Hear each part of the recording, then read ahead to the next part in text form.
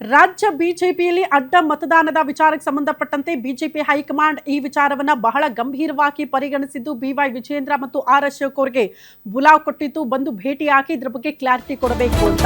ಹಾಗಾಗಿ ದೆಹಲಿಯಲ್ಲೇ ಬಿಟ್ಟು ಇರುವಂತಹ ಇಬ್ಬರು ನಾಯಕರು ವರಿಷ್ಠರನ್ನ ಭೇಟಿಯಾಗೋದು, ಇದೇ ವಿಚಾರಕ್ಕೆ ಸಂಬಂಧಪಟ್ಟಂತೆ ದೂರುಗಳನ್ನು ಕೊಡೋದು, ವರದಿ ಕೊಡುವ ಕೆಲಸಕ್ಕೆ ಮುಂದಾಗ್ತಿದ್ದಾರೆ. ಹಾಗಾಗಿ ದೆಹಲಿ ಹೈಕಮಾಂಡ್ ಅಂಗಳದಲ್ಲಿ ಆಗಿದ್ದಾದ್ರೂ ಏನ್ ಬೆಳವಣಿಗೆ ಆಗ್ತಾ ಇದೆ ದೆಹಲಿಯಲ್ಲಿ, ಆ ಕುರಿತ ಡೀಟೇಲ್ಸ್ ಇದು.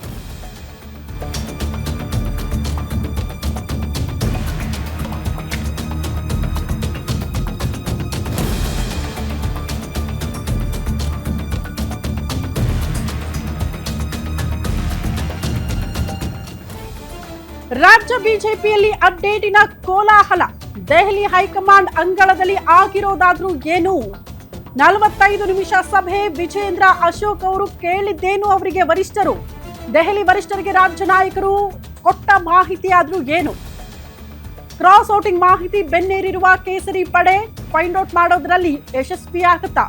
ಗ್ಯಾರಂಟಿ ನ್ಯೂಸ್ ನಲ್ಲಿ ಬಿಜೆಪಿ ಹೈಕಮಾಂಡ್ ಮಟ್ಟದಲ್ಲಿ ಆಗಿರುವ ಮೀಟಿಂಗ್ ನ ಇನ್ಸೈಡ್ ಮಾಹಿತಿಯನ್ನ ಗ್ಯಾರಂಟಿ ನ್ಯೂಸ್ ನಿಮ್ಮ ಮುಂದೆ ಇಡ್ತಾ ಇದೆ.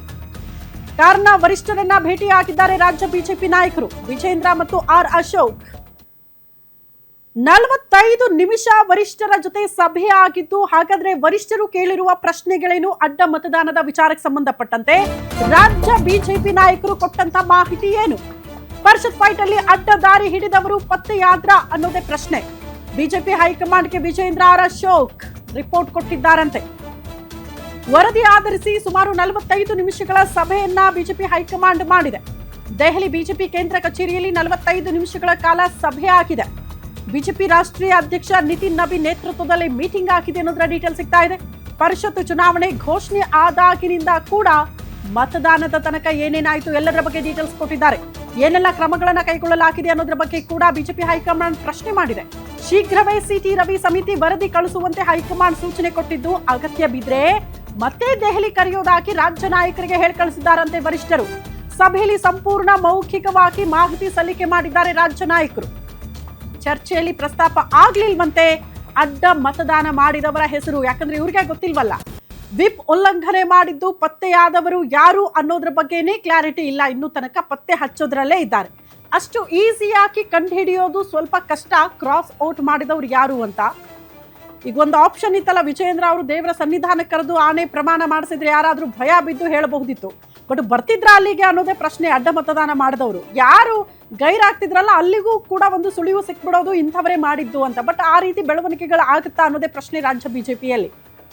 ಎನಿವೆ, ಪರಿಷತ್ ವಿಚಾರಕ್ಕೆ ಸಂಬಂಧಪಟ್ಟಂತೆ ಕೈಗೊಂಡಂತಹ ಕ್ರಮಗಳು, ಶಾಸಕರನ್ನ ವಿಶ್ವಾಸಕ್ಕೆ ತೆಗೆದುಕೊಳ್ಳುವಲ್ಲಿ ಫೇಲ್ಯೂರ್ ಆದ್ರ ಯಾವ ಶಾಸಕರು ಮಾಡಿರಬಹುದು, ಇಂಥ ಒಂದಷ್ಟು ಚರ್ಚೆಗಳು ವರಿಷ್ಠರ ಸಮ್ಮುಖದಲ್ಲಿ ಆಗಿದೆ. 45 ನಿಮಿಷಗಳ ಕಾಲ ಅನ್ನೋದ್ರ ಬಗ್ಗೆ ಡೀಟೇಲ್ಸ್ ಇದೆ ನೋಡಿ. ಹೈಕಮಾಂಡ್ ಹಾಗಾದ್ರೆ ಏನ್ ಕೇಳಿದೆ, ಮತಗಳ ಹಂಚಿಕೆ ಯಾವ ರೀತಿ ಮಾಡಿದ್ರಿ, ಶಾಸಕರಿಗೆ ವಿಪ್ ಯಾವಾಗ ಕೊಟ್ಟಿದ್ರಿ ಅನ್ನೋದನ್ನ ಪ್ರಮುಖವಾಗಿ ಹೈಕಮಾಂಡ್ ಪ್ರಶ್ನೆ ಮಾಡಿದೆ.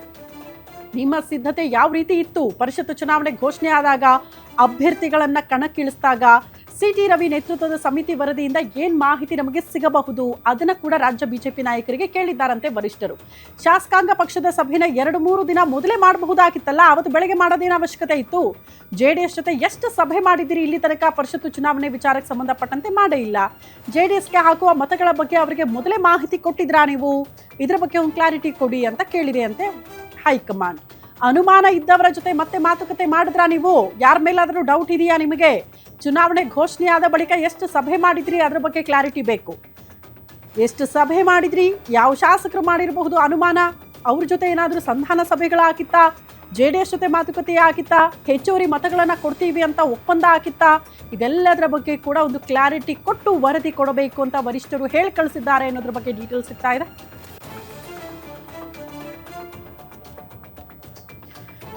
ಈ ಬಗ್ಗೆ ಮತ್ತಷ್ಟು ಡೀಟೇಲ್ಸ್ ಅನ್ನ ಕೊಡ್ತಾ ಹೋಗ್ತಾರೆ ನಮ್ಮ ಪ್ರತಿನಿಧಿ ಕವನ, ನೇರ ಸಂಪರ್ಕದಲ್ಲಿ ಜಾಯಿನ್ ಆಗ್ತಿದ್ದಾರೆ. ಕವನ, 45 ನಿಮಿಷ ವರಿಷ್ಠರು ಮತ್ತು ರಾಜ್ಯ ಬಿಜೆಪಿ ನಾಯಕರ ಮಧ್ಯೆ ಸಭೆ, ಏನೆಲ್ಲ ಚರ್ಚೆ ಆಯಿತು, ಯಾವಾಗ ವರದಿ ಕೈ ಸೇರಬಹುದು, ಅಟ್ಲೀಸ್ಟ್ ವರದಿಯಲ್ಲಾದ್ರೂ ಯಾವ ಶಾಸಕರು ಅಡ್ಡ ಮತದಾನ ಮಾಡಿದ್ದಾರೆ ಅನ್ನೋದ್ರ ಬಗ್ಗೆ ಕ್ಲಾರಿಟಿ ಸಿಗಬಹುದಾ?